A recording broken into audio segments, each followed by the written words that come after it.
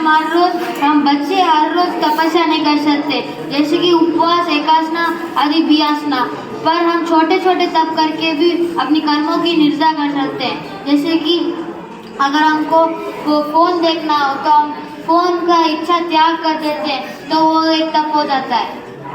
अगर हमको 2 कटोरी सब्जी खाना खाते हैं तो 1 कटोरी सब्जी का त्याग कर देते हैं, वो भी तप हो जाता है।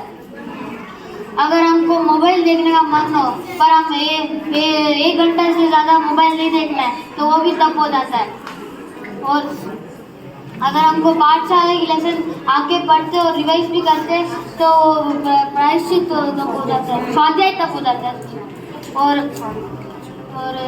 अगर हम जो गलती करते हैं उसको माफ़ी मांगते तो वो प्रायश्चित तप हो जाता है। जय गुरु। अयंबिल यानी 5 आम विग्रह का त्याग जो हम रोजाना अपने खाने में प्रयोग करते हैं, वो है घी, तेल, दूध, दही और मिठाई। इसे हम कुछ लोग नमक का भी त्याग करते हैं और इसे ही नीरस खाना यानी कि टेस्टलेस खाना भी माना जाता है। जैसे कि किडनी मरीजों को कम नमक वाला खाना खाने की सलाह दी जाती है ताकि उनके शरीर में सोडियम नामक तत्व की मात्रा कम ना हो जाए। इसे सोडियम नामक तत्व की मात्रा कम ना हो जाए, इसे विज्ञान ने साबित किया है। लेकिन विज्ञान ने तो कुछ ही सालों पहले साबित किया है, जबकि महावीर स्वामी ने इसे 2600 साल पहले साबित कर दिया है।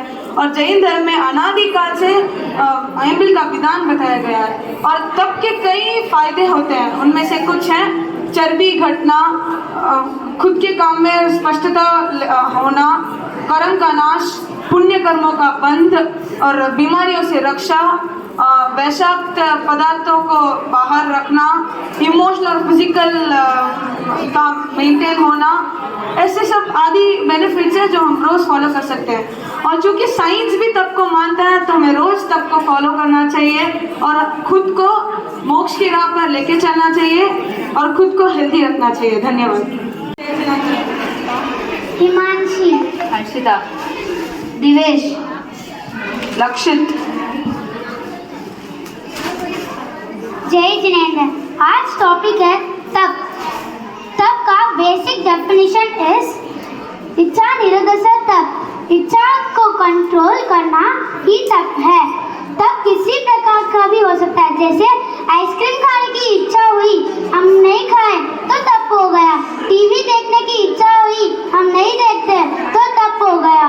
गाना सुनने की इच्छा हुई, हम नहीं सुनते तो तप हो गया। आज मैं सोशल मीडिया 1 आवर से ज़्यादा कम यूज़ करूँगी। It is also known as tap. सिर्फ खाने को लिमिट करना ही तप नहीं है, हम क्लोथ, एक्सेसरीज को भी लिमिट कर सकते हैं। क्लासिफिकेशन ऑफ तप, एक्सटर्नल, इंटरनल दोनों में 6 प्रकार होते हैं। टोटल 12 तप। 12 तप में एक्सटर्नल तप, अनशन मतलब 3 या 4 प्रकार आहारों का त्याग, उनोदरी मतलब जितना खाते हैं उससे कम खाना, भिक्षाचर्य जो मिले वो खाना, रस परित्याग अपने रसनेंद्रिय को वश में रखना, काया कलेश अपने काया जो सुख मांगता उसको त्याग करना और प्रतिसंगिता पांचों इंद्रियों को वश में रखना। इंटरनल तप, प्रायश्चित अपने करे हुए पाप को रिग्रेट कर उसको सुधारने की ये करना, विनय बड़ों का आदर करना, व्यायावच अपने बड़ों का सेवा करना, स्वाध्याय धर्म आदि पढ़ना, ध्यान एक ही चीज़ पर ध्यान एकाग्रित करना, व्यर्थक मतलब अपने काया का व्यापार का त्याग करना। साइंस में मानता है कि फास्टिंग करना बहुत ज़रूरी है। साइंस में फास्टिंग का नाम इंटरमिटेंट फास्टिंग है। इस फास्टिंग में it is basically like science believe that sometimes you have to at one point of time you don't have to eat and one point of time you have to eat. This can be done in many ways. उसमें से पहला है like whole day fasting which is धर्म के according उसे अनशन कहते हैं, उपवास कहते हैं। और एक और इंटरमिटेंट फास्टिंग में ग्रीन टी आदि पी सकते हैं, लेकिन धर्म में सिर्फ दोन पानी या गर्म पानी पी सकते हैं। इंटरमिटेंट फास्टिंग में एक और एक टाइप है ऑल्टरनेट डे फास्टिंग, जो जैनिज्म के हिसाब से एकांतर किया जाता है। उसमें उस इंटरमिटेंट फास्टिंग में भी स्पेसिफिक टाइम हम लोग को अपनी इच्छाओं को कंट्रोल करना पड़ता है, जो उनोदरी कहलाता है।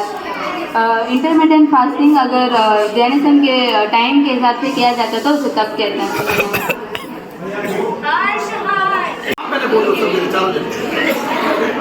भाविका, अलग, दीक्षिता, मथेन वनरानी। आज हमारा टॉपिक है कॉस्मेटिक्स एंड इट्स हार्म्स। क्या आपको पता है कॉस्मेटिक्स होता क्या है? कॉस्मेटिक्स वो है जो हमारी नेचुरल ब्यूटी को हाइड करके आर्टिफिशियली सुंदर दिखने के लिए लगाते हैं। लेकिन वो कॉस्मेटिक्स बनते कैसे हैं? काफी कंपनी वाले आज भी एनिमल टेस्टिंग करते हैं। एवरी ईयर 100 मिलियन से ज्यादा जानवरों की हत्या होती है, डायरेक्टली और indirectly. We all are part of animal killing, यानी प्रणतिपात प्राणों का अतिपात। जैसे मस्कारा में फिश का स्किन, लिपस्टिक में बीटल बग्स का इस्तेमाल, शीप के ऊल से लिप बाम बनाया जाता है।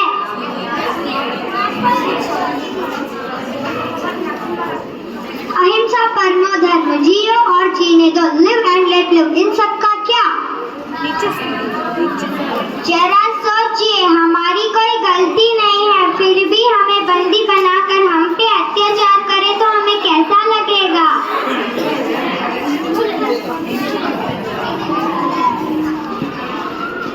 ऐसे ही उन बेजुबान जानवरों को बंदी बनाकर कैद किया जाता है और कई प्रकार के टेस्ट किए जाते हैं। हम अपने आप को सुंदर दिखाने के लिए एकेंद्रिय से पंचेंद्रिय जीवों की हिंसा इनडायरेक्टली कर लेते हैं और उस पाप के भागीदार बन जाते हैं। हमारे साधु साधु और कई सारे श्रावक श्राविका न कभी स्नान करते, न सोप, न फेस वॉश, न परफ्यूम आदि कुछ भी नहीं लगाते, तो भी वे चमकते अपने से भी ज्यादा। वो इसीलिए क्योंकि वे 6 काया जीवों की दया पालते हैं, उनकी रक्षा करते हैं। बोलते हैं कि सुख दिया तो सुख होता है, दुख दिया तो दुख होए। कहते हैं साता देने से साता मिलती है और असाता बांधने से असाता ही देने आएगा। हमारे आगम में तो बताया गया है कि तपस्या करने से काया की सुंदरता बढ़ती है, ना कि कॉस्मेटिक्स लगाने से। अब बताइए, हमें ज्यादा इंटरेस्ट किस में? अच्छा दिखने में या अच्छा बनने में? दिखावा इस टेम्पररी और हमें अच्छा बनने में कोशिश करनी चाहिए। तन की सुंदरता हमेशा सेम नहीं रहती है, पर मन की सुंदरता हमेशा सेम रहती है। Last but not the least, ये साइंटिफिकली प्रूव हो चुका है कि कॉस्मेटिक्स यूज करने से कई सारे हेल्थ इश्यूज और बड़ी बड़ी प्रॉब्लम्स लाइक आस्थमा और कई सारे एलर्जीज जो कैंसर तक ले जा सकते हैं। आइज मेकअप के कारण कैटरेक्ट इशू यानी आंख की नजर तक चली जाती है। और अगर लगाना ही है तो बराबर रिसर्च करके लगाए, क्या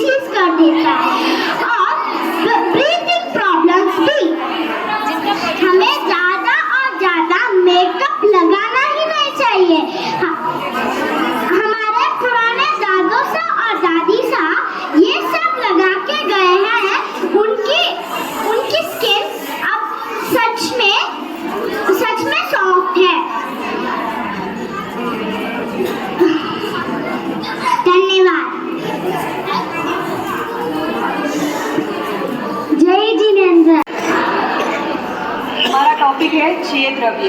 ये विश्व आकर 6 द्रव्य से बना है। फॉर एग्जाम्पल, ये फोन आकर अनेक द्रव्य से बना है। लाइक इसमें कैमरा, चार्जिंग पॉइंट, स्पीकर और ये स्क्रीन ही नहीं होता तो ये फोन पूरा इनकम्प्लीट होता। तो ये सब द्रव्य मिलाकर एक फोन बनता है। उसी प्रकार पूरा दुनिया आकर 6 द्रव्य से बना है। पहला आता है जीव द्रव्य। जीव द्रव्य यानी जो जीता है, जिसमें प्राण हो और जिसमें देखने और समझने की क्षमता। आप देख रहे हो, मुझे समझ रहे हो, आप में वो जीव क्षमता है, तो उसे कहते हैं जीव द्रव्य। अभी फॉर एग्जाम्पल, अगर मैं इसको मारती हूँ तो इसको वो दर्द होगा क्योंकि इसके अंदर वो जीव है। वही अगर मैं किसी मुर्दे को मारूं तो उसको फील होगा? नहीं होगा। तो इसको कहते हैं जीव द्रव्य। जीव द्रव्य संपूर्ण लोक में व्याप्त है। इसमें वर्ण, गंध, रस, स्पर्श नहीं होता है। ये नित्य है और ये शाश्वत है। इसका गुण है उपयोग गुण। नेक्स्ट आता है पुद्गल द्रव्य। पुद्गल यानी संसार में जितनी भी चीजें हम देखते हैं वो सब पुद्गल द्रव्य। आप मुझे देख रहे हो, मेरा शरीर भी पुद्गल है। अभी ये एक लिविंग ऑर्गेनिज्म है, इसकी मृत्यु हो गई पर इसका शरीर क्या है? पुद्गल है। पुद्गल द्रव्य भी संपूर्ण लोक में व्याप्त है। ये शाश्वत और नित्य है। इसका वर्ण, गंध, रस, स्पर्श होता है। नेक्स्ट आता है आकाश द्रव्य। आकाश द्रव्य यानी जगह, स्पेस देना। जैसे इस दूध में मैं शक्कर मिला दूं तो ये शक्कर घुल मिल जाती है और ये स्पेस देता है। किसके कारण? आकाश द्रव्य के कारण। जैसे ही मैं पानी में नमक मिला दूं तो ये जगह बना रहा है। किसके कारण? आकाश द्रव्य के कारण। ये प्रोजेक्ट में रख पा रही हूँ क्योंकि आकाश द्रव्य के सहायक बन रहा है मुझे रखने में। नेक्स्ट आता है काल द्रव्य। आकाश द्रव्य भी लोक और आलोक में पूरा व्याप्त है। इसमें आकर वर्ण, गंध, रस, स्पर्श नहीं है। ये भी शाश्वत और नित्य है। नेक्स्ट आता है काल द्रव्य। काल यानी भूत, वर्तमान, भविष्य। जैसे मैंने शर्ट आज खरीदी है वो कभी ना कभी पुरानी कल होगी। फिर एक और आता है छोटी थी तब मैं इतनी सी थी, फिर अडल्टहुड मैंने पास किया, फिर मैं इनकी एज की हो जाऊंगी। तो ये भी है काल, समय के साथ चेंजेस होता रहता है। काल द्रव्य में भी वर्ण, गंध, रस, स्पर्श नहीं होता है। ये भी शाश्वत और नित्य है। ये भी संपूर्ण लोक में व्याप्त है। नेक्स्ट आता है धर्म द्रव्य। आप इतना चल के आए, चलाने में सहायक बना धर्म द्रव्य। धर्म द्रव्य भी संपूर्ण लोक में व्याप्त है। ये भी शाश्वत और नित्य है। इसमें वर्ण, गंध, रस, स्पर्श नहीं होता है। अभी आप खड़े हो तो वो अधर्म के सहायक से आपको उस पेड़ बनाया तो वो है अधर्म द्रव्य। अधर्म द्रव्य में भी वर्ण, गंध, रस, स्पर्श नहीं होता है। ये भी शाश्वत और नित्य है। ये भी संपूर्ण लोक में हो गया। नीचे से ये लोग बोले नहीं। जय जिनेन्द्र सभी को। आज का हमारा टॉपिक है सप्त कुव्यसन। मैं एक दोहे से प्रारंभ करना चाहूंगी। द्युतंच मांसम च सुरा च वेश्या पापर्थी चौर्य परदार सेवा एतानि सप्त व्यसनानि लोके घोराति घोरम नरकम नयन्ति। व्यसन शब्द संस्कृत भाषा का है जिसका अर्थ कष्ट है। व्यसनों की प्रवृत्ति अचानक नहीं होती। पहले व्यक्ति आकर्षण से करता है, फिर उसका मन होता है, फिर एक ही कार्य को अनेक बार करने से वह व्यसन कहलाता है। जुआ। जुआ क्षण सदाकर जो खेल खेला जाता है उसका नाम जुआ है। अतः श्रम की बिना धन का उपयोग धर्म को प्राप्त करना नदी बरसाती नदी के आने के जैसा है। वैसे ही नदी के मूल पानी को भी ले जाता है। मांस पंचेंद्र जीवों का वध करके भोजन के रूप में उपयोग करना मांस है। और यह क्रूरता व निर्दयता की परिभाषा है। मांस का उपयोग करने से बहुत सारी बीमारियां होती हैं, जैसे मिर्गी, गुर्दे की बीमारियां, संधिवात रोग आदि। मध्य एक ऐसा तीक्ष्ण तीर है कि जिस किसी को भी लग जाता है वह उसका सर्वस्व नष्ट कर देता है। शराब का शौक बिजली का शौक है। मदिरा का पहला घुट मानव को मूर्ख बना देता है, दूसरा घुट पागल बना देता है, तीसरा घुट दानव की तरह कार्य करता है और चौथे घुट से वह मुर्दे की तरह भूमि पर लुढ़क जाता है। इसलिए हमें मद्य का त्याग करना चाहिए। इससे हमें हमारे लिवर अफेक्ट होता है और कैंसर आदि की बीमारियां हो सकती हैं। वैश्यगमन और ये एक दूसरे से मिलते जुलते हैं। वैश्यगमन एक ऐसा सांप है जो दिखने में बहुत ही चमत्कार, बहुत ही आकर्षित है, लुभावना है, सुंदर दिखता है। जो वैश्यगमन की औरतें होती हैं उनसे हम बिल्कुल भी विश्वास नहीं कर सकते हैं। उनसे विश्वास करना यानी बालू में तेल निकालने के समान है। वैश्यगमन करने से हमें अनेक बीमारियों का सामना करना पड़ता है, जैसे एड्स, चोरी जो चीज़ अपनी नहीं है वो अपन लेके इस्तेमाल करें वो चोरी कहलाता है। मालिक की आज्ञा से अगर हम जो चीज़ का इस्तेमाल करें उसमें कोई बाधा नहीं है। चोरी अनेक होती है, जैसे छोटी चोरी हो बड़ी चोरी हो, पर चोरी नहीं करनी चाहिए। शिकार मानवता की जंगलीपन की निशानी है। शिकार करना वीरता नहीं बल्कि कायरता और क्रूरता की निशानी है। और कई प्रजातियां अपने पर्यावरण से लुप्त होती जा रही है। इसकी वजह से हमें शिकार नहीं करना चाहिए। जुओं से धन का नष्ट होता है, मांस से दया और धर्म का नष्ट होता है, मद्य से परिवार और समाज का अहित होता है, वेश्यागमन से तन मन धन तीनों का नष्ट होता है, शिकार से प्रजातियों का नष्ट होता है, चोरी से प्रतिष्ठा का नष्ट होता है। इसलिए हमें साधु भूषण से दूर रहना चाहिए। साइंटिफिकली अगर देखा जाए तो जुआ खेलने से हमें बर्बादी मिलती है, हम कंगाल हो जाते हैं। मांस खाने से हमें बीमारियों का सामना करना पड़ता है। मद्य से नहीं, मांस से मोटापा होता है, मद्य से एक जैसी बीमारियाँ होती हैं, और शिकार करने से प्रजातियों का नाश होता है, चोरी करने से जेल की हवा खानी पड़ती है। इसलिए हमें सभी को जय जिनेंद्र। हम यहाँ आपको लेशा के बारे में बताने आए हैं। लेशा यानी क्या? जिसके द्वारा आत्मा कर्मों से लिप्त होता है उसे लेशा कहते हैं। मन के अच्छे बुरे विचार ही लेशा होते हैं। कषायों की तीव्रता और मंदता के आधार पर जो जीव में बदलाव होते हैं उसी के आधार पर लेशा को 6 भागों में बांटा गया है। प्रथम 3 लेशा अशुभ कहलाते हैं और अंतिम के 3 लेशिया शुभ कहलाते हैं। इन लेशियाओं के नाम उनकी पूर्वल राशि के स्वभाव के आधार पर रखे गए हैं। पहला कृष्ण लेशिया, इसका वर्ण काला है। ये तीव्र क्रोधी, आलसी, लड़ाकू, झगड़ालू होते हैं और ये नरक गति को प्राप्त करते हैं। दूसरा नील लेशिया, इसका वर्ण नीला है। ये बहुत मित्रालु, दूसरों को हंसने में समर्थ, मायाचारी और अति लोभी होते हैं और ये स्थावर रूप प्राप्त करते हैं। तीसरा कापोक्लेशिया, इसका वर्ण स्लेटी है, मतलब ग्रे कलर, और ये पद की निंदा करने वाला, स्व प्रशंसा करने वाला, दूसरों पर विश्वास न करने वाला और ईर्ष्या भाव रखने वाला जीव है और ये तिरंज गति को प्राप्त करता है। चौथा तेजोलेशिया, इसका वर्ण पीला है। ये दया दान में रत, अपने कर्तव्यों को जानने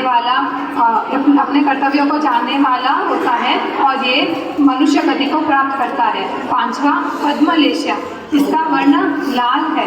ये पद्मलेशिया, इसका वर्ण लाल है। ये सच्चा, त्यागी और देव गुरु की स्तुति करने वाला जीव है और ये देव गति को प्राप्त करता है। 6वां शुक्ललेशिया, ये पक्षपात रहित, न किसी से न राग न द्वेष करने वाला जीव होता है और ये मोक्ष को प्राप्त करता है। एक बगीचे में एक जामुन का पेड़ था। जब मित्र वहाँ टहल रहे थे उनको जामुन खाने की इच्छा हुई थी। समझाते हुए हम वर्णन करते हैं। कृष्ण लेशिया वाला कहता है, अरे इतने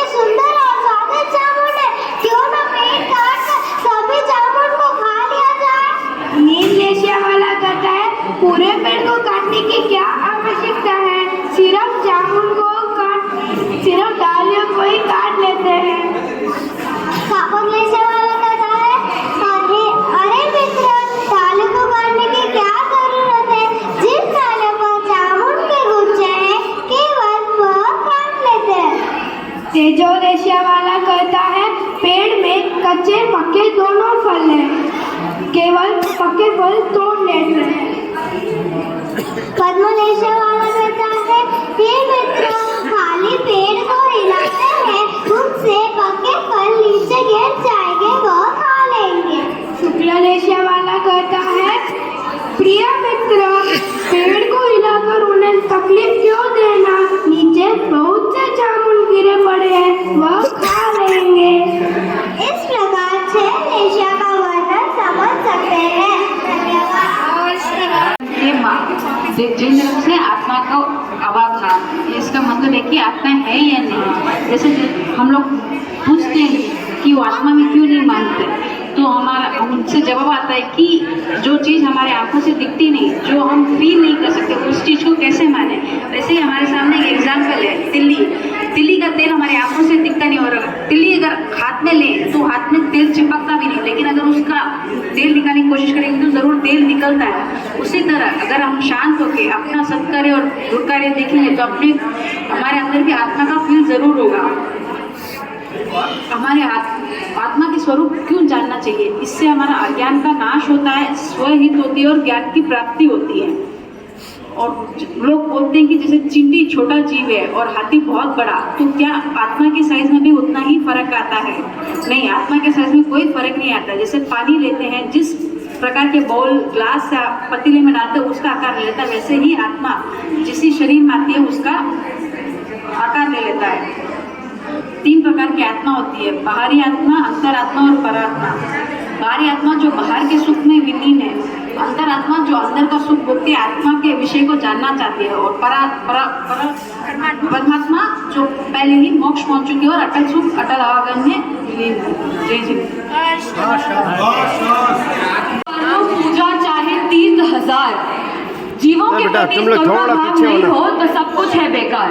परम पूजनीय साध्वी वृंद, रेस्पेक्टेड जज एंड उपस्थित धर्मानुरागी बंधुओं, हमारा टॉपिक है जीव विचार, जीवों के प्रति हमारे विचार।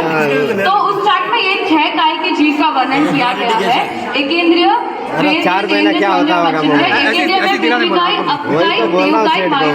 वनस्पति काय में प्रत्येक वनस्पति काय और साधारण वनस्पति काय। वेद्य, तेन्द्रिय और चौरिंद्रिय है जो विकलांद्रिय जीव है, और पंचेंद्रिय है जो मनुष्य गति, देव गति, तिर्यंत गति और नरक गति। तो हमें मनुष्य को यह ध्यान में रखना चाहिए कि हमारे पंच तत्व और संसाधनों का जितना इस्तेमाल है उतना ही करें, हद से ज़्यादा ना करें और उनकी विराधना होने से बचाएं। पंच तत्व और संसाधन के बिना तो आज कोई जी नहीं सकता है ना। तो resources are very scarce, we should use them very wisely. ये कहने से मुझे 4 पंक्तियां याद आती है। जन्म से मरण तक जोड़ता है आदमी, जोड़ते ही जोड़ते दम तोड़ता है आदमी। 2 रोटी कपड़ा मकान से जोड़ता है आदमी, और जोड़ते ही जोड़ते दम तोड़ता है आदमी। ऐसे ही विज्ञान में भी यह बताया गया है कि इम्पोर्टेंस ऑफ पंचतत्व और संसाधन, कि अगर वो सब नहीं हो तो हमारे जमीन बंजर हो जाएंगे, पेड़ आदि वृक्ष कटेंगे, तरस्काय के जीव आके मरने लगेंगे, प्रदूषण होगा, वोल्केनिक एरप्शंस होगा, इतनी गाड़ियां चल रही है, ये सब हमें दिखाया। और इतना ही नहीं, ये तो कुछ भी नहीं है, बूंद बूंद से घड़ा बच रहा है। अभी देखते हैं कैसे। जय जिनेंद्र, ये सही है, बूंद बूंद से घड़ा भरता है। हम देख रहे हैं पेड़ कट रहे हैं, जब पेड़ कटते हैं तब बारिश नहीं होती है, जब बारिश नहीं होती है सूखा होता है, सूखा से गर्मी होती है, गर्मी से जंगल जल रहे हैं, जंगल जलते हैं तब ग्लोबल वार्मिंग इश्यूज आते हैं। ग्लोबल वार्मिंग में क्या है, जब हमारे ग्लेशियर्स पिघल रहे हैं तब क्या होता है, तब अर्थक्वेक, सुनामी, फ्लड्स आ रहे हैं। ये सब तो क्या पता प्राकृतिक आपदा है। मगर आज वॉर ले लीजिए, आज यूक्रेन और रशिया का वॉर ले लो, या फिर हमास और इजराइल का वॉर ले लो, मनुष्य को ही नहीं समझ रहा है, सब एक दूसरे के खून के प्यासे हैं, तो ये बाकी जीवों का क्या होगा। और जब हम 6 कायों की रक्षा करते हैं और हम अपने संसाधनों का सही प्रयोग करेंगे तो क्या होगा, हमें हरे भरे खेत मिलेंगे, हमारे पंचेंद्रिय जी सुख शांति का अनुभूति करेंगे, और हम कम से कम संसाधन का उपयोग करेंगे। जैसे घर से में 3 कार से निकलते हैं तो हम एक बस में भी निकल सकते हैं। और इस तरह हम देखते हैं हमारे जैन सिद्धांत हमें क्या सिखाते हैं इसके बारे में। मनुष्य धर्म मिलना ही बहुत दुर्लभ है और उसमें भी जैन धर्म मिलना बहुत ही मुश्किल है। अगर इंसान सत्ता, संपत्ति और पैसे के पीछे तो भागता रहता है जो भव में मिलते हैं, लेकिन हमारा जैन धर्म हमें क्या सिखाता है कि करुणा भाव रखे, दया भाव रखे। तो ऐसे ही कुछ हमारे जो जैन सिद्धांत है, जैसे कि अहिंसा परमो धर्म है, जियो और जीने दो, व्रत पचकान। एटलीस्ट थोड़े ही समय तक हम हमारे 6 गायों का अभयदान कर सकते हैं। परिग्रह, जितना चाहे उतना ही इस्तेमाल करें। यत्ना कि हमारा ये है कि हम कुछ भी लेते हैं, यहाँ वहाँ पटकते हैं, करते हैं, विनय विवेक से कोई काम नहीं करते हैं। अगर ये सब चीज़ नहीं करेंगे तो पंचतत्व का ख्याल नहीं रखेंगे, जीव आदि का अनादर करेंगे, तो हम इसी हमारे जन्म और मरण का चक्कर चलता ही रहेगा, हमारे जीवन में परिभ्रमण चलता ही रहेगा। अंत में मैं इतना ही कहना चाहूँगी कि प्राणी मात्र से स्नेह करने से उनका कष्ट उनको नहीं पहुंचाने से, उनसे अनुचित व्यवहार नहीं करने से हम हमारे आत्मा का भी उद्धार कर सकते हैं। सिद्धो जैसो जीव है, जीव सो ही सिद्ध। धन्यवाद। This birth and death clock should be stopped. मथेन मताबी महाराज साहब एवं सभी को सादर जय जिनेंद्र। जल जीवन का आधार है। भगवान अमृतमय जल सिद्धार्थों की ओर, अमृतमय जल सिद्धार्थों की ओर। भगवान महावीर स्वामी ने आचारम, उत्तराध्ययन, दशवें कालिक आदि अनेक आगमों में एवं हमारे गुरु महाराज साहब के प्रवचन के माध्यम से हमने जाना कि एक बूंद के पानी में असंख्यात जीव होते हैं और 12,824 प्रकार बार बार जन्म मरण करते हैं और 84 लाख जीव योनि में इसकी योनि है 7 लाख। जीव रक्षा हेतु हमें प्रासुक जल का सेवन करना चाहिए। धोवन आदि अनेक 21 प्रकार के धोवन बताए गए हैं जिससे जीव रक्षा हो सकती है। भगवान महावीर ने सिद्ध कर दिया, वो सबसे बड़े साइंटिस्ट है हमारे। और आज के परिप्रेक्ष्य में भी साइंटिस्ट ने, वैज्ञानिकों ने भी ये सिद्ध किया है। अब आपके समक्ष रेखा जी आपको बताएंगे कि कैसे धोवन पानी श्रेष्ठ है स्प्राइट और आरओ पानी के मुकाबले। जय जिनेंद्र। यहाँ पे कौन सा का पानी बताया गया है, इसमें सबसे श्रेष्ठ धोवन पानी है, यानी कि आपका पीएच लेवल बताता है और यहाँ पे टीडीएस लेवल भी आपको यहाँ बताया जाएगा कि पीएच लेवल अपना 7 से ज़्यादा होना चाहिए, उससे कम नहीं होना चाहिए। यानी कि टीडीएस लेवल आपको 150 से ऊपर 500 तक रह सकता है। बट धोवन पानी के हिसाब से धोवन पानी जैसे जैसे बढ़ा रहता है उसका टीडीएस लेवल बढ़ता ही जाता है। यानी कि अभी मैं आपको टेस्ट करके बताती हूँ टीडीएस लेवल। टीडीएस लेवल आपके बताइए, ये है धोवन पानी। धोवन पानी का टीडीएस लेवल आपको मोर देन 200 के ऊपर आएगा। यानी जैसे जैसे बढ़ा रहता है वैसे वैसे आपका टीडीएस लेवल बढ़ रहा है। पहले 290 था, अभी 315, 330 ऐसे बढ़ रहा है। वही नॉर्मल वाटर का आपका टीडीएस लेवल देखिए 837.25 ऐसे ही बताएगा। इसके लिए अपन को जैन हिसाब से धोवन पानी सबसे श्रेष्ठ है। और स्प्राइट आदि यानी कि जो भी कोल्ड ड्रिंक्स है इसको अपने शरीर के लिए सीकनेस देता है और पूरा अपना शरीर गला देता है। उसके माध्यम से आपको आगे कैसे जो पीएच वैल्यू है 7 से ऊपर यानी ग्रीन से ऊपर रहेगा तो श्रेष्ठ है और ग्रीन के नीचे है तो अपने शरीर के लिए हानिकारक है। और टीडीएस यानी टोटल डिसॉल्व्ड सॉलिड्स, जो पौष्टिक तत्व अपने शरीर में अपकाय के शरीर में रहना चाहिए वो ये है। पानी को ग्रहण करना एक प्रकार की विराधना है, का उपयोग करना विराधना है, लेकिन हम श्रावक श्राविका सब क्या है आज्ञा सहित इसका विवेक पूर्वक हमें इसका उपयोग में लाना चाहिए और गुरु भगवान इनका त्याग संपूर्ण रूप से करते हैं। आगे बताया जाता है कि हम ये धोवन पानी पीने से भी सारे मोस्टली सब बीमारियां दूर हो जाती है, लेकिन कुछ एक बीमारी रह सकती है अपने शरीर में, तो उसका उपचार भी हम ऐसे पानी के माध्यम से, जल के माध्यम से प्राकृतिक चिकित्सा के रूप में हम अपने रोगों से हम दूर हो सकते हैं। और ये कुछ मॉडल के माध्यम से आपको राशि जी बताएंगे कि कैसे इसका हम उपयोग में ले सकते हैं।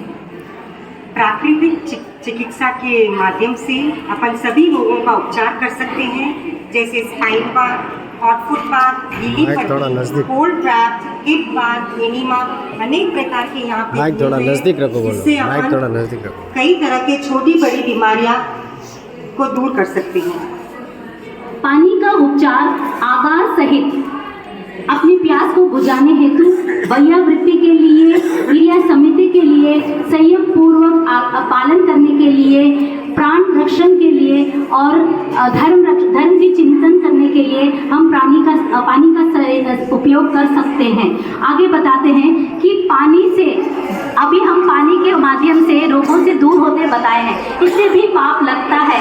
लेकिन अगर हम ये रोग से मुक्त नहीं हुए और पानी आदि के माध्यम से हम अपना उपचार नहीं किए तो हम दवाई लेते हैं। जो डॉक्टर्स ने भी प्रूव किया है कि मेजॉरिटी मेडिसिन जो है एनिमल फैट से बना हुआ होता है, एनिमल फ्लैश से बना होता है, तो उससे हम दूर हो सकते हैं और समुच्चय जीव जो शरीर में उत्पन्न होते हैं उसकी भी विराधना कम हो सकती है। भगवान ने फरमाया है आचरण आदि अनेक माध्यम से कि कैसे 6 प्रकार से शस्त्र से हम शस्त्र का उपयोग करते हुए जीव की काया बदल सकते हैं। जैसे अभी आपके समक्ष जैसे उत्सेचन, गालन, धोवन, स्वकाय, परकाय, तदोवकाय, ऐसे अनेक प्रकार से इसकी विराधना होती है। और आचरण सूत्र में इसका भी उल्लेख है। बाकी सब जीवों के लिए अहिंसा पद्धति श्रेष्ठ मानी गई है, लेकिन आचरण में बताया गया है कि अतदान का भी पाप लगता है, क्योंकि हम पानी के जीव से हम परमिशन नहीं लेते। इसलिए अभी आत्म कल्याण हेतु हमें जीवों की वेदना को समझनी चाहिए। उनमें जैसे जीव है वैसे ही हमारे भी जीव है, ऐसे भाव समझने चाहिए और समझ के विवेक पूर्वक इसका उपयोग करेंगे तो इस भाव और पर भाव का कल्याण होगा। और इच्छा कारण संधि भगवान, हम अभी भारत 3 रिप्लिकेंट से हैं और हमारा टॉपिक सप्त कुव्यसन है। कुव्यसन क्या होता है? जब हम एक पाप को बार बार दोहराते हैं या हमें उसकी लत लग जाती है तो वह कुव्यसन कहलाता है। तो पहला कुव्यसन है जुआ। जुआ यानी गैम्बलिंग। आजकल जुआ इतना खेला जाता है, छोटे छोटे बच्चे भी गैम्बलिंग करते हैं। बोलो कैसे? कई सारी बेटिंग एप्स आ चुकी है, जैसे कि ड्रीम 11। क्रिकेट के लिए भी बेटिंग किया जाता है। आधे से ज़्यादा जैन लोग भी डूब चुके हैं जुए की वजह से। बोलो कैसे? जैसे कि शेयर मार्केट की वजह से। शेयर मार्केट भी एक प्रकार का जुआ ही है। उसमें कितने सारे पैसों की बर्बादी होती है। पैसों की बर्बादी यानी हमारे शरीर में कितनी सारी बीमारियां होती है, जैसे कि डिप्रेशन। तो ये जैसे कि पुराने समय में अगर द्रौपदी के लिए अगर 5 पांडवों ने शर्त नहीं रखा होता तो महाभारत की रचना ही नहीं होती। अगर महाभारत नहीं होता तो युद्ध ही नहीं होता। अगर युद्ध ही नहीं होता तो इतने सारे जीवों की हिंसा ही नहीं होती। अगला कुव्यसन है वैश्यागमन। वैश्यागमन एक कलंक है स्त्री के ऊपर, जिसमें वह अपनी काया को बेच देती है केवल कुछ पैसों के लिए, यदि अपनी इच्छा से या किसी मजबूरी की वजह से। उस समय में एक महिला ने नंदीसेन मुनि को देखकर वह आकर्षित हो गई थी। वह वैश्यागमन की ओर बढ़ने लगी। इस एक वैश्यागमन की चाह से वह नंदीसेन मुनि की हत्या कर बैठती है। इसी प्रकार पाप तो इसमें भी लगता है। वैश्यागमन एक बहुत बड़ा पाप है। अठेन मंदानी, मैं प्राची नागौरी बोलने जा रही हूँ। परस्त्री गमन, अगर कोई आदमी अपनी स्त्री को छोड़कर किसी और स्त्री के पास जाता है, संबंध रखता है, उसे कहते हैं परस्त्री गमन, जो बहुत बड़ा पाप है। अगर आजकल हम देखें, बहुत सारे एक्सटर्नल मटेरियल अफेयर्स होते हैं, परिवारों में लड़ाई होती है, झगड़ा होता है और बहुत कुछ डिवोर्सेस का केस भी होता है। अगर परस्त्री गमन और वैश्यागमन के एड्स और कैंसर के डिसीजेस बहुत होते हैं। धन्यवाद। जय जिनेंद्र, मेरा नाम लक्ष्य है। और मदिरा यानी मद्यपान, एग्जाम्पल अल्कोहल। अल्कोहल कैसे बनता है? वो ग्रेप्स, बीफ और जैगरी को काफ़ी सालों तक सड़ा कर बनाया जाता है, जिसमें त्रस्त जीव उत्पन्न हो जाते हैं। हम उस त्रस्त जीव को पी लेते हैं, इसलिए वो मर जाते हैं। इसीलिए हमको अल्कोहल नहीं पीना चाहिए। हुक्का, वो कहते हैं कि हुक्का कुछ नहीं है, हम पी सकते हैं, कर सकते हैं, पर वो एक सिगरेट के बराबर है। वो एक लो पॉइजन है जिसे हम नहीं पीना चाहिए, जो हमारे शरीर को धीरे धीरे खराब कर देता है। और नेक्स्ट है चोरी। चोरी जैसे कि बैंक की रॉबरी और ज्वेल्स चोरी करना, वैसे क्या आपको पता है हम लोग रोज चोरी करते हैं?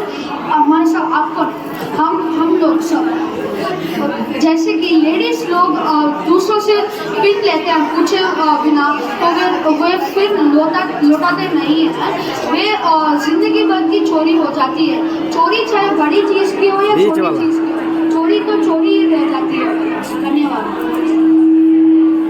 बीच वाला कम करना। मेरा नाम कृष्ण है। मैं बोलने जा रहा हूँ मांस भक्षण के ऊपर। मांस भक्षण हमारे सोसाइटी में हम लोग अनंत जीवों को मार कर ये प्रोडक्ट्स बनाते हैं, जैसे leather belts, leather wallet, silk के कपड़े वगैरह और लिपस्टिक। इसमें नॉन वेजिटेरियन प्रोडक्ट्स होते हैं। तो इससे हमको ही नुकसान है, क्योंकि इस दुनिया में बहुत सारे जीव खत्म हो रहे हैं, एंड हो रहे हैं, उनकी लाइफ समाप्त हो रहे हैं। लेदर बेल्ट्स और लेदर वॉलेट्स में एनिमल को काट कर उनकी स्किन से ये सब बनाया जाता है।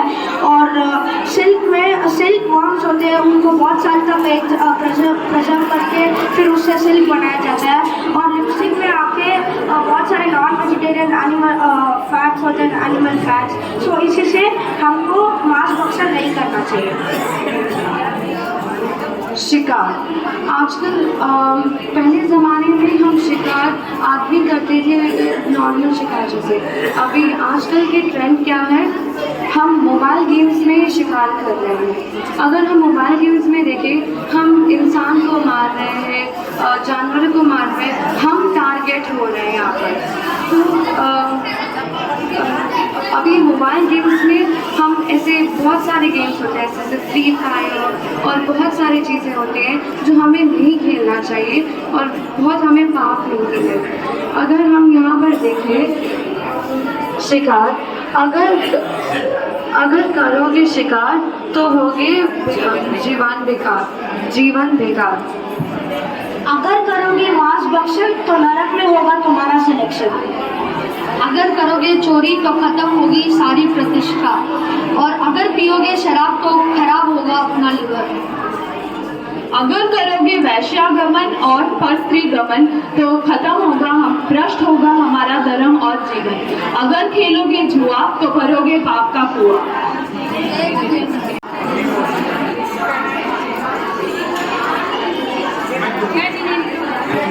मेरा सादर जय जिनेंद्र। हमारा टॉपिक है जियो और जीने दो, यानी लिव एंड लेट लिव। ये जीवन एक्सप्रेस है। ये भगवान मानी स्वामी के सिद्धांतों पर चलने वाली है। मते नमवामी, ये कल्पवृक्ष है। ये अवसर पिनी काल के पहले और दूसरे और तीसरे आरे में सबकी इच्छा पूर्ण करता है। युगलिक मनुष्य अल्प परिग्रह वाले हैं, उनको संग्रह बुद्धि नहीं है। Desire less happy and peaceful life. जैसे कि ये कल्पवृक्ष हमारी पहली, दूसरी और तीसरे आरे में हमारी इच्छा को पूर्ण करता था, आज के समय हमें प्रकृति का सहारा लेना पड़ता है, इसलिए हमें प्रकृति को बचाना चाहिए। आज हमारी इच्छा पूर्ण करने के लिए ये 5 स्थावर एकेंद्र जीव है: पृथ्वी, अप, तेयु, वायु और वनस्पति। विज्ञान भी इसे मानता है। भगवान का कहना है कि आप दूसरे जीवों के शरणदाता और दूसरे जीव आपके शरणदाता है। विज्ञान इसे इंडिपेंडेंट कॉन्स्टिट्यूएंस या बैलेंस्ड इकोसिस्टम कहता है। धन्यवाद। Man is the crown of creation and become the crown of destruction.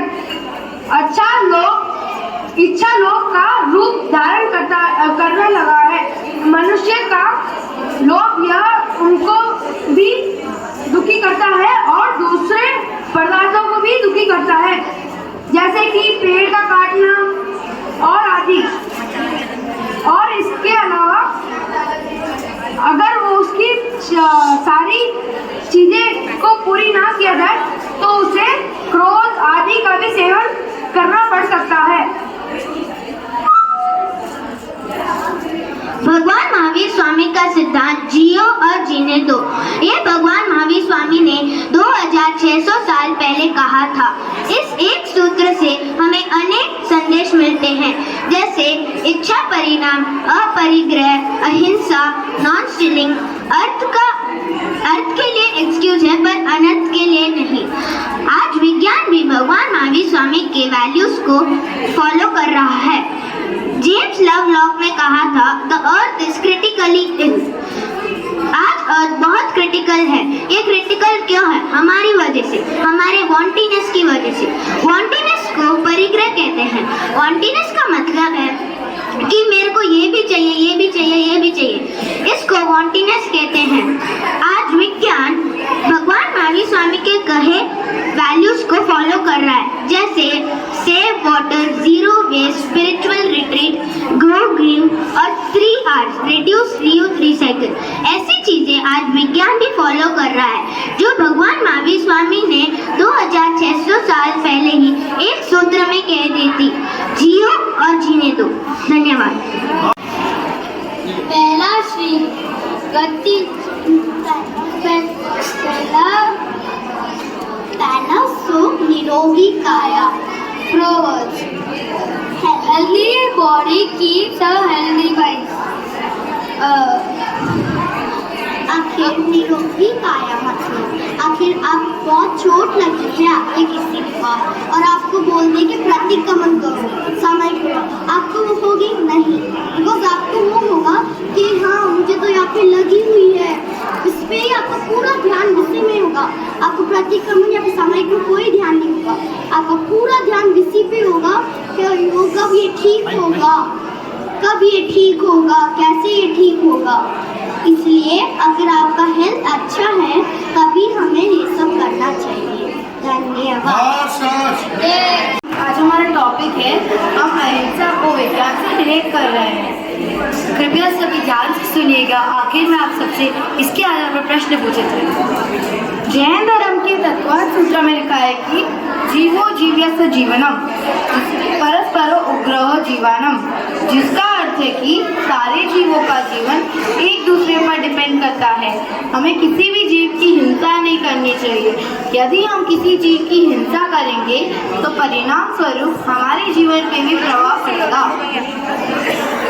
Jain धर्म मानता है कि किसी भी जीव की हिंसा करने से, उसको कष्ट पहुंचाने से हमारे ऊपर बुरे कर्म बनते हैं, क्योंकि जैन धर्म कर्मों की थियरी पर बिलीव करता है।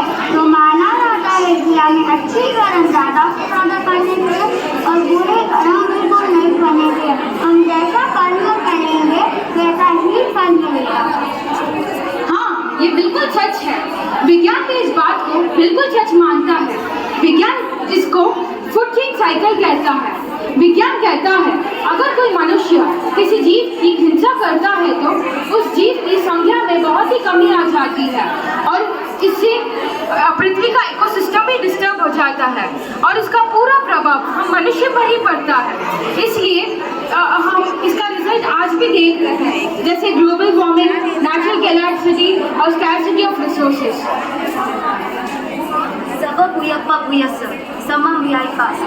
जैसे हमारी आत्मा सभी की आत्मा एक समान है, इसीलिए जितना हमारे लिए आवश्यक है उतना ही उपयोग होना चाहिए। त्रस्तकाय जीवों की हिंसा का पूर्ण रूप से त्याग करना चाहिए तथा स्थावरकाय जीवों की हिंसा में उपयोग रखना चाहिए। इस तरह जैन तत्व ने आज के आज के विज्ञान से हजारों साल पहले ही बता दिया। जैन धर्म सिर्फ धर्म ही नहीं, अपने सही तरीके से जीवन जीने का तरीका है। अभी हम कुछ क्वेश्चन पूछेंगे।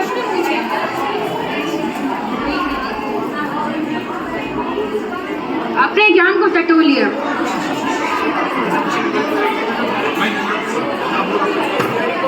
आप टॉपिक की।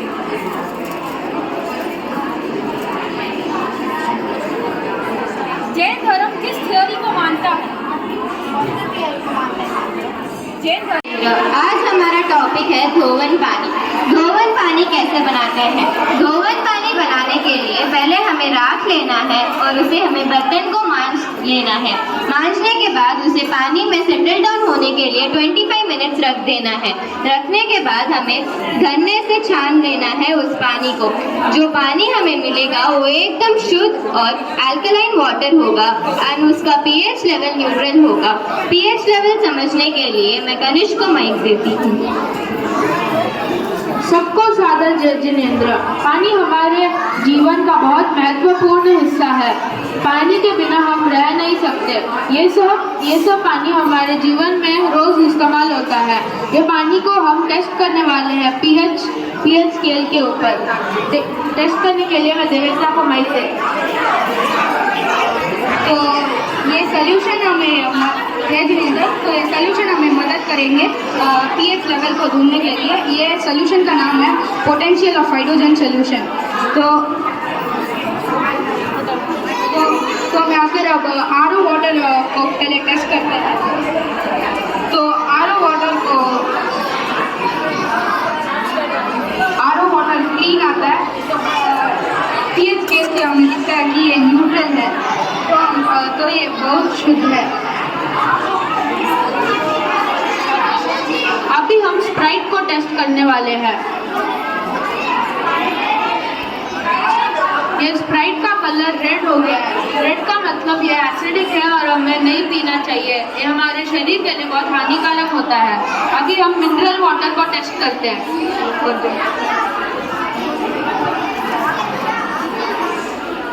ये मिनरल वाटर का कलर येलो आ रहा है और ये भी एसिडिक है, तो हमें मिनरल पानी भी अवॉइड करना चाहिए।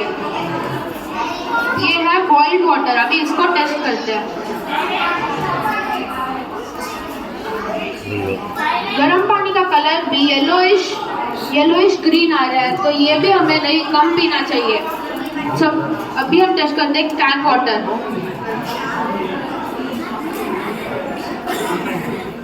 कैन वाटर का कलर येलो आ रहा है। इसमें बहुत सारे एसिड्स है, सो इसको हमें अवॉइड करना चाहिए।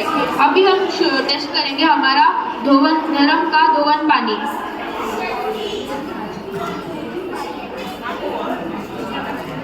इसका कलर ब्लू हो गया है। ब्लू कलर का मतलब ये न्यूट्रल से अल्कलाइन है और ये सबसे शुद्ध पानी है जो हम पी सकते हैं। अभी हम टेस्ट करेंगे मेट्रो वाटर। इस पानी को जब हम पहले सोचते थे कि ये पानी बहुत ज़्यादा शुद्ध नहीं है, नहीं पीना चाहिए, लेकिन ये भी ग्रीनिश ब्लू है, तो ये भी अच्छा है, न्यूट्रल, हम पी सकते हैं। कौन सा पानी है वो? Metro water, corporation water. तो अभी जो पानी हमें पीना चाहिए वो है आरओ वाटर, गर्म पानी, धोवन पानी और मेट्रो वाटर, कॉर्पोरेशन वाटर। जय जिनेंद्र। तामसिक फूड जो हम खाते हैं एक हिंस रहती है। Example Honey, fruits, vegetables, spices food. इसमें सारी टेस्टी फूड्स है जो हम स्वाद के लिए खाते हैं। Example popcorn, French fries. सात्विक फूड जो हम आके बड़ी आसानी से मिल जाती है, ये हमें हेल्दी बनाती है। Example vegetables, fruits, milk. जो जैसे खाए जैसे कि पानी रसों है पानी। अगर हमारी फूड हैबिट सही रखेंगे तो हम बीमार नहीं होंगे। जैनिज्म में बोलते हैं जीने खाली खाते हैं, खाने के लिए नहीं जीते। हमें सात्विक में न्यूट्रिशन और हेल्दी फूड में खाते हैं। हमें लिमिटेड खाना चाहिए, जब भूख लगे तभी खाना चाहिए। साइंस में हमें बताते हैं our body is a type of machine। आखिर उतारने के लिए आप एक मिक्सी ले लो और उसमें बहुत सारा काम डालो तो क्या होगा, और मिक्सी ठीक हो जाएगी। जैसे ही हमारा जो बॉडी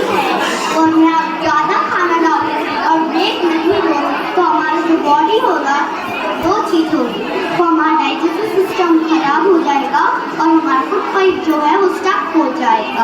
और हमें, अगर आप एक डॉक्टर के पास जाओ, डॉक्टर क्या बोलेगा हमें बीमार होने पर कि हमें न्यूट्रिशियन फूड लेने चाहिए। और एग्जाम्पल क्या, एक पिज़्ज़ा बर्गर खाने वाले व्यक्ति को ले लो और आके एक सात्विक फूड खाने व्यक्ति को ले लो, इन दोनों के बीच में रेस लगाओ, कौन जीतेगा? जो सात्विक फूड खाता है, बिकॉज पिज़्ज़ा और बर्गर में हेवी मात्रा ऑनियन होता है और ऑनियन तामसिक फूड के कैटेगरी में आता है और ऑनियन से हमें आलस आता है। तो सोचता होगा कि कैसे इतनी दूर है वो लाइन, मैं कैसे पार करूँगा। लेकिन जब हम सात्विक फूड खाते हैं हमें एनर्जी मिलती है, एनर्जी से हमें कैसा लगता है वो वक्त कम ही है, हम पार कर लेंगे। इसलिए हमें हेल्दी फूड और सात्विक फूड का सेवन करना चाहिए। धन्यवाद। प्रशंसा नहीं करना है, अल्पाखंड का परिचय नहीं करना है, धर्म के फल में संदेह नहीं करना है, माइक किधर लाना, समय दृष्टि पाना है।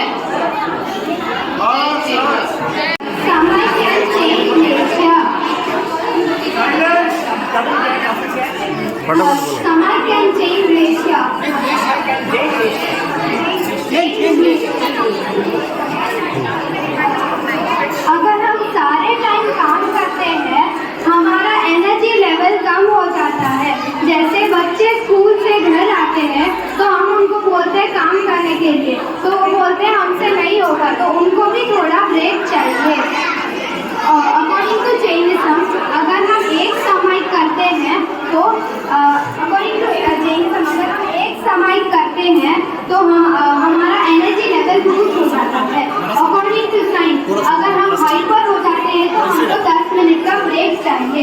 आफ्टर 10 मिनट ब्रेक हम देखेंगे कि हमारा एनर्जी लेवल बूस्ट हो जाता है और हम सिचुएशन को बेटर हैंडल कर सकते हैं।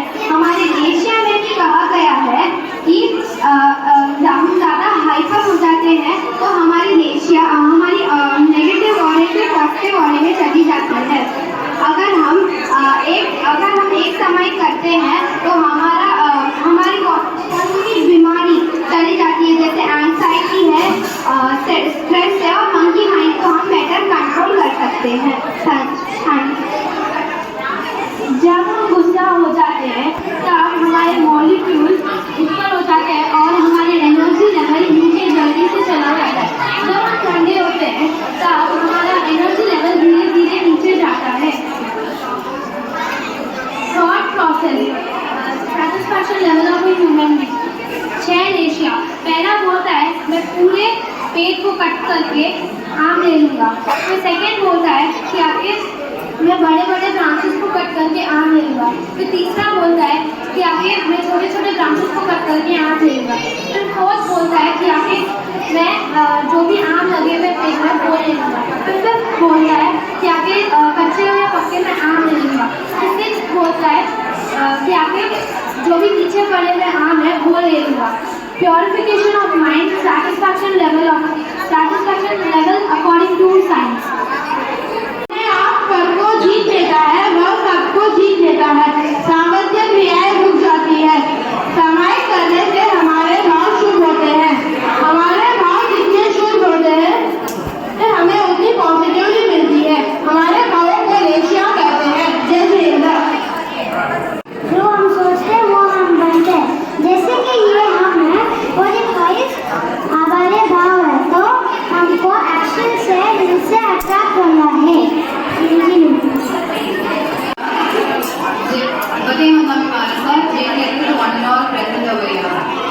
तो अब आप इस क्लास को अंदर से मिथ्या दर्शन यानी सम्यक दर्शन, अब आप इस क्लास के अंदर से चारों मार्ग को देखिए और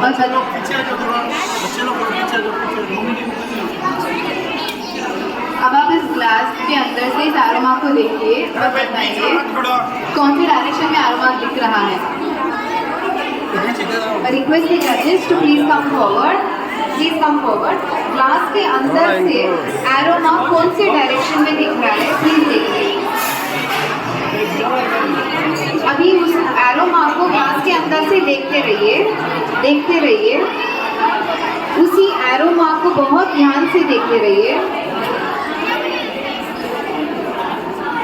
अब बताइए बताइए वो एरोमा कौन से डायरेक्शन में? तो ये है मिथ्या दर्शन और ये है सम्यक दर्शन। मिथ्या दर्शन से जो हमें जैसे दिखता है वैसे नहीं दिखाई देता, सम्यक दर्शन से जो हमें जैसे दिखता है वैसे दिखाई देता है। तो हमें मिथ्या दर्शन को छोड़ के सम्यक दर्शन को बात के फॉलो करेंगे। जय जिनेंद्र, आपको ये क्या कलर दिख रहा है? आपको एक वाइट दिख रहा है। अब यहाँ इसके अंदर से देखो, अब क्या कलर दिख रहा है? रेड और ब्लू। तो आपने जो चीज जैसी है आपको वैसा ही दिखा, तो वो है सम्यक दर्शन। जो चीज जैसी नहीं है तो भी आपको दिखा, वो है मिथ्या दर्शन। मुझे पता है तो ये इमेज कौन से एंगल से दिख रहा है, जा रहा है राइट। जैसे कि मैं पानी के सामने रखूंगी इमेज वो उल्टा दिखेगा, क्योंकि ये मिथ्यात्व दर्शन है और ये सम्यक दर्शन है बिना पानी। हम सम्यक अपने बॉडी को, अपने सोल को जीव मानना और अपने बॉडी को अजीव मानना एक सम्यक दर्शन, और अपने बॉडी को जीव मानना और अपने सोल को अजीव मानना एक मिथ्यात्व दर्शन। हम सम्यक दर्शन कैसे पा सकते हैं? बिना कोई असम्पशन जजमेंट, जो जैसा है इसको एक्सेप्ट करने से या फॉलो करने से, तू गुरु तू देव तू दोनों को फॉलो करने से, घृणा क्रोध ईगो ये सब हटाने से, और अपने पास जब राइट नॉलेज आ जाता है तो रॉन्ग नॉलेज इतना दूर हो जाता है। तो हमको सम्यक दर्शन पाना है, मिथ्यात्व दर्शन है। जय श्री रात्रि भोजन त्याग, रात्रि भोजन त्याग,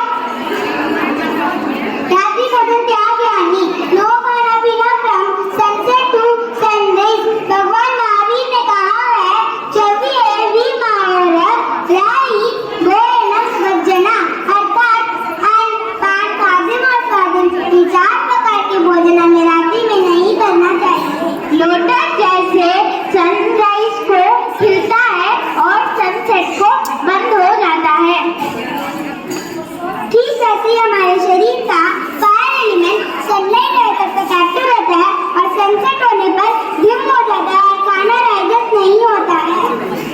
इससे खाना नहीं पचता, रात को नींद नहीं आती, डाइजेस्टिव सिस्टम खराब हो जाता है, कैंसर जैसे और भी कई बीमारियां हो सकती है। यही नहीं, जैन धर्म के अनुसार रात में सूक्ष्म जीवों की उत्पत्ति अधिक होती है, वे जीव हमें ठीक से नहीं दिखते। रात्रि भोजन करते समय भोजन में मिलकर पेट में चले जाते हैं, इससे जीवों की हिंसा होती है और बीमारी भी हो सकती है। इसके लिए रात्रि भोजन नहीं करना चाहिए।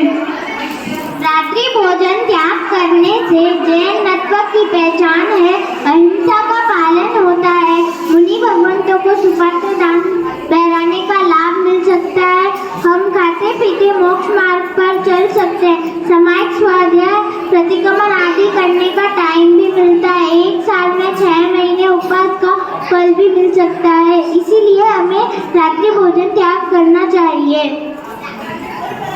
क्या आपको पता है साइंस रात्रि भोजन त्याग को क्या कहते हैं? टाइम रिस्ट्रिक्टेड फीडिंग कहते हैं। यह एक प्रकार का इंटरमिटेंट फास्टिंग है, इसमें हम लगभग आधा दिन खाते हैं और आधा दिन भूखे रहते हैं। साइंस कहता है आप 8 आवर्स 12 आवर्स और 16 आवर्स का फास्ट भी रख सकते हैं। यदि आप इस फास्ट को रात में करें तो रात्रि भोजन त्याग हो जाता है। डॉक्टर्स एंड साइंटिस्ट भी रात्रि भोजन त्याग को अच्छा मानते हैं। लास्टली, जैनिज्म में लगभग 6 AM to 6 PM तक खाने की छूट, दैट मीन्स 12 आवर्स खाने की छूट। साइंस के फास्टिंग में 8 आवर्स खाने की छूट, so which is better, Jainism और साइंस? रात्रि भोजन त्याग को सुपर साइंटिस्ट भगवान महावीर स्वामी ने अराउंड 2600 ईयर्स पहले कह दिया था, पर साइंटिस्ट रिसर्च करके अब कह रही है। तो जैनिज्म इज साइंटिफिक और साइंस इज जैनिफिक। साइंस के कथन समय समय पर बदल सकते हैं, परंतु जैनिज्म के सिद्धांत पास्ट, प्रेजेंट और फ्यूचर तीनों काल में कभी नहीं बदलते।